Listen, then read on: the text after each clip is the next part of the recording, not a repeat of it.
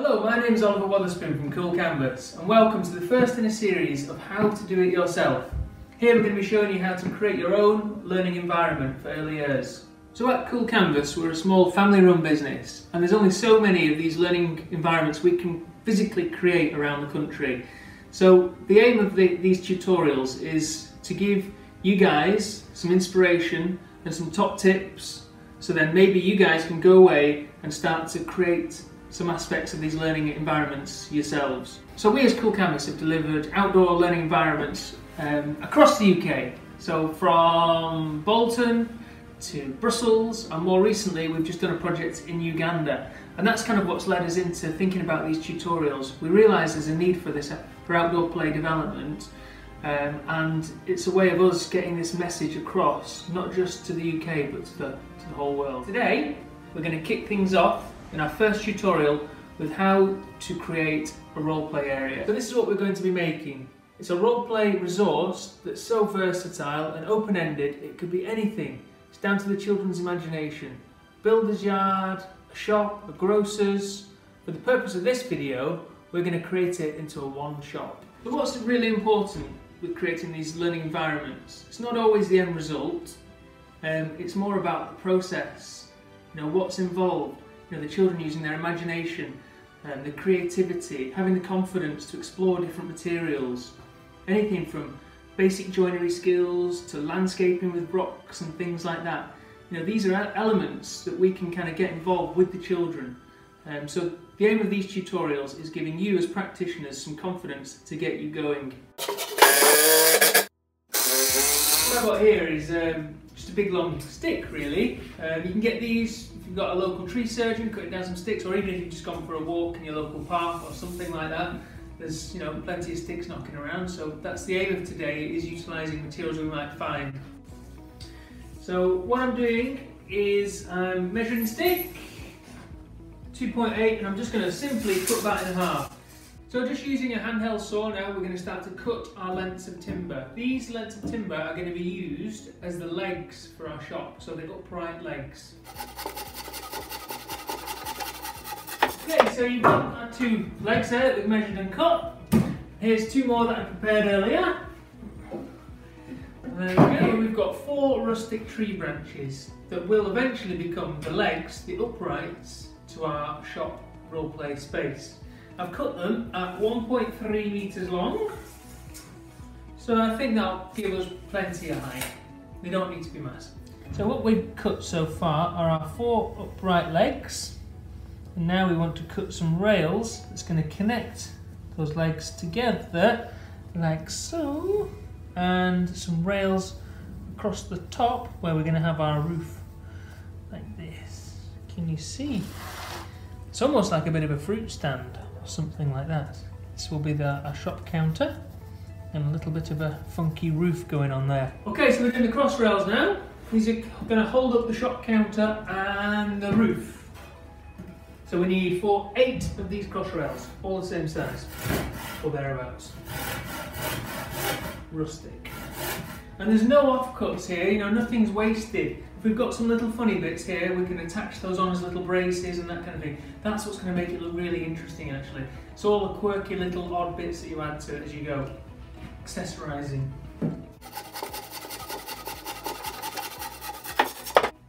So what we've got to do now is we've got to work out a way of getting these legs to stand up nice and sturdy, and we're going to put our cross rails on here like that, and then connect the other upright like that, so we're starting to make our framework for our structure. Let's give it a go. Right, now this is a good little top tip. So I found that children in early years, when they're working at a tabletop, a good height to sort of get your tabletop at is 600 high, so 2 foot high. So we're just going to measure 600 here, put a little mark on there, 600 up here. We're not making a perfect bit of furniture here, so, you know, say what adds awe and wonder to some of these outdoor structures is when you do it sort of by eye, it's a bit rough and ready. As long as it's fixed firm and it's safe and it's secure, that's the main thing. So at the end of this video as well, I'm going to do a PDF printout as well with where you can kind of take it stage at a time, and it'll have all the materials on there and the tools required and the different sizes and things, just to kind of help you and assist you when you're working with the kids. Alright? So the next thing is fastening these bits of timber. Now you can do it by hand with screwdrivers and try and pilot your holes. It's easier to attach the timber if you do pilot your holes. But for the sake of speed, I'm going to be using my trusty power tools. The drill here, I've got a 13mm spade bit, and that's just going to pilot the hole ever so slightly and just help the screw go in without splitting the wood. Let me demonstrate how.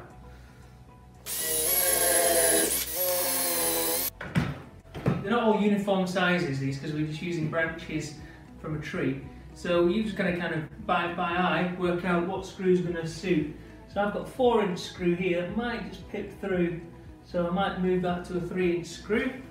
Same on that side. So we'll put these 4-inch screws away for later. Okay, so I've got some smaller screws here, some 3-inch screws. I think will do the job just right. Let's give it a whirl. Now, we've got our cross rail on there. That's going to eventually support the worktop for our shop. Now what I want to do is put a little cross rail on the top that's going to be for the roof. So again, just piloting it, just to make that process just a little bit easier.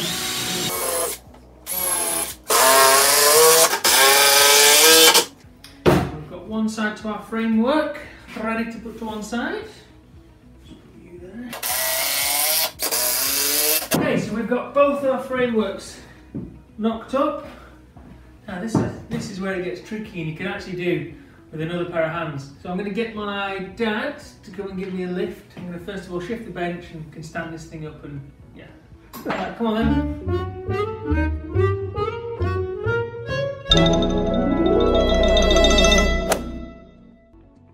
Now we've moved the bench out of the way, we can start to see how our shop is going to take form, the structure of it. Let's just have a look here, Dad. Move your hands a sec, please. Thank you. So we can start to screw this bad boy together.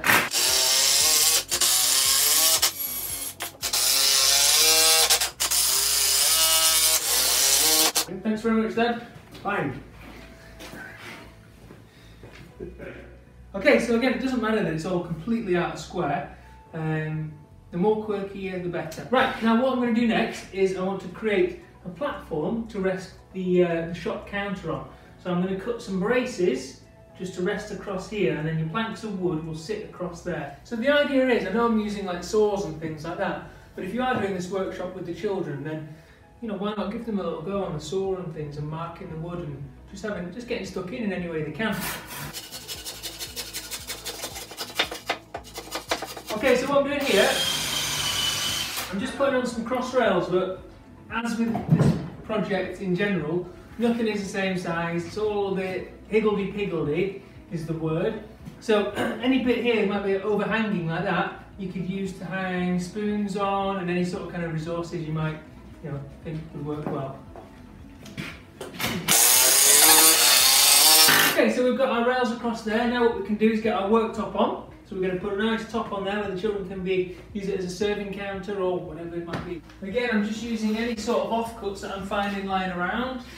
You could use anything. Pallet wood's really good. Anything that you can get your hands on. So obviously if you're using power tools, just make sure obviously you're wearing the correct PPE gear.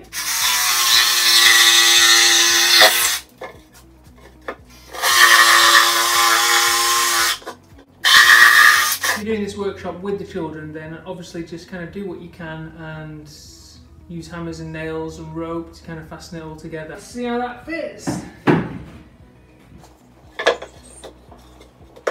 What I'm going to do now is I'm going to fasten the worktop to the framework here. So what I want to do now is I want to start adding a few little quirky touches before we get the roof on and things. And also this will help just to kind of make it a bit more sturdy. So what I'm going to do is I think it might look quite good if we just put some little cross braces on here. It'll help firm it up, but also it'll give us more of a point to tie things on. If you're using it as a shop, for instance, the children could hang all bits on here for sale, spoons and bits and bobs. So let's give that a shot. Thank you. The sandpaper for later. We're going to start sanding this down by hand. That's a great activity to get the children involved. Sanding. Getting quite sturdy now. And I do love the way, and it's meant to be like this, honestly, it's completely off angle. Nothing's level on it.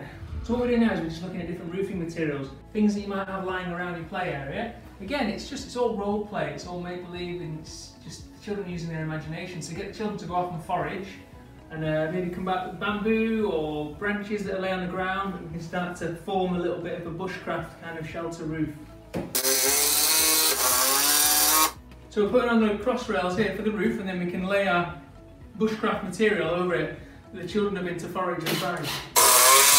Looking at what we have around us, a lot of settings, schools and things have bamboo, quite sensory. So I'm going to cut this up and we're going to start laying that across our roof.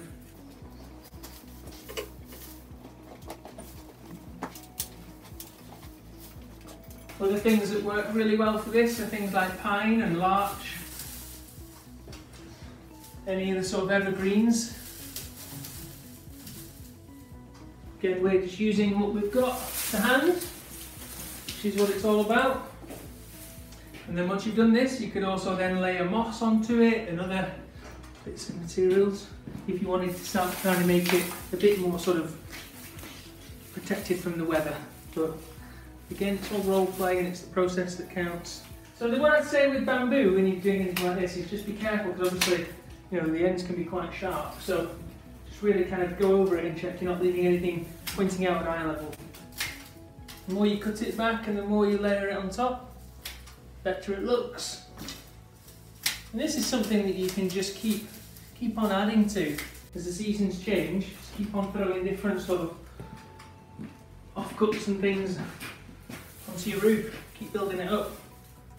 So I suppose now it's like you start thinking creatively, problem solving. I'm thinking, how shall I strap this down?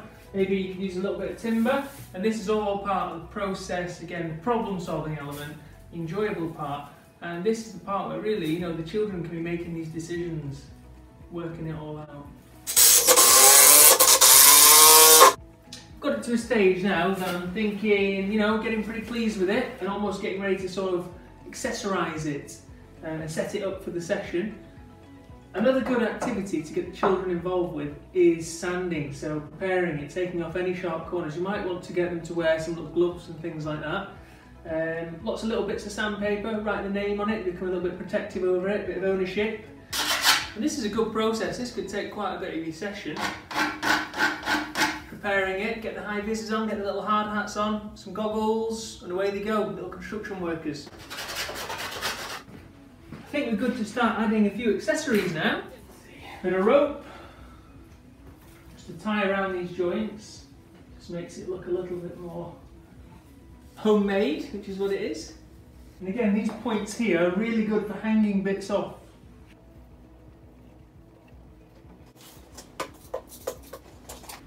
So now what I'm doing is I'm just pulling together any sort of resources that I might have to hand and starting to kind of kit out my workshop now for the children. Just for the purposes of the video, we've described this as the wand shop. Again, it's just an open-ended resource. This can be anything, absolutely anything. And then I'm just going to cut some sticks here for the wands, bit of glitter, bit of glue, and off the children go. So here we have it, the role play area, it's finished, it's good to go, ready to roll for the children. So don't worry, if yours doesn't look anything like this, again, it's about the process. If you've used hammers and nails or rope to attach the wood together, again, it's what you've got to hand. The next video in the series will be my wife Tamsin installing this with the children and showing you different inspirational workshops on how this resource could be set up and utilised. If you like what you've seen, click the like button, why not leave us a comment, and subscribe for some more videos on how to create your own learning environment. Thanks for watching.